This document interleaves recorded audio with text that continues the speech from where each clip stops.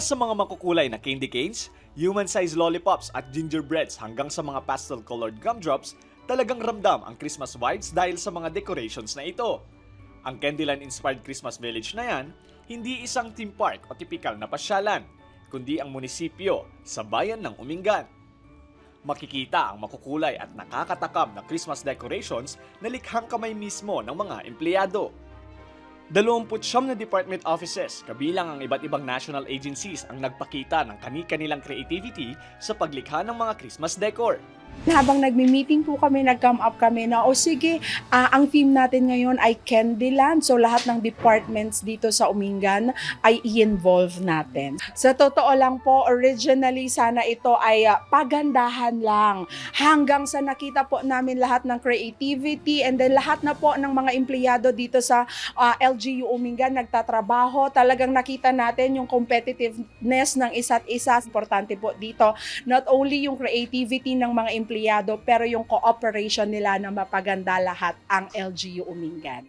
Nadatnan din natin ang pagbisita ng mga chikiting na ito na masayang nagpa-picture sa iba't ibang offices kasama ang kanilang mga magulang. May natanggap din silang candies habang lumilibot sa makukulay na display. Kung titignan sa malapitan, gawa ang mga decorations na ito sa recycled materials tulad ng tsokolate na gawa sa plastic tubs. Mayroon din gawa sa egg trays, karton, dyaryo at plastic bottles. Ang opisina ng Agriculture Office gumamit din ng onion mesh buds para makagawa ng malaking candy cane. At hindi rin mawawala ang one-on-one product ng kanilang bayan, ang kalabasa. Nagkaroon po ng teamwork lahat para ma-build po itong concept na to, and we try to incorporate po yung agriculture pa rin po kahit na yung theme po is the Candyland po. So we use real squash po para sa design po natin as one town, one product po ng Umingan. Siyempre po lahat po ng office dito sa Umingan is very busy po. So parang makakakita ka po ng ganito is nakakatuwa po sa puso kasi may touch ng Christmas, may spirit of Christmas pa rin po. So kada papasok ka po sa office, iba po yung smile and happiness na nabibigay. Sa 3 linggong preparasyon, ang bawat departamento ay lalo umanong napatibay ang kanilang pagkakaisa at pagsasama-sama sa loob at labas ng opisina. Dito po nakitaan ko yung mga staff po namin na talagang yung taba ng utak nila. Actually, mas nag-enjoy pa po sila sa preparation kesa po sa time ng judging. Parang dito ko rin po nakita na yung collective efforts po ng HR staff.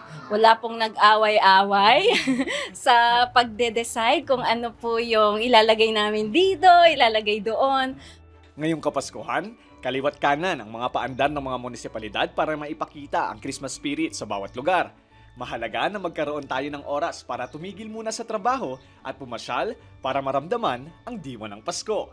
Mula Lunes, i-open na rin po namin hanggang Sabado ang munisipyo natin para lahat po, bata, kabataan, matanda, welcome na welcome po bumisita, mag-vlog, mag-picture, mag-video dito sa lahat ng departments po natin. Kahit saan ka galing, kahit hindi taga Pangasinan, lahat po, iniimbitahan po namin kayo dito sa LGU Umingan na puntahan nyo po lahat ng departments namin dahil dito nyo lang po makikita ang pinakamaganda at pinakamatamis na munisipyo sa buong Pangasinan.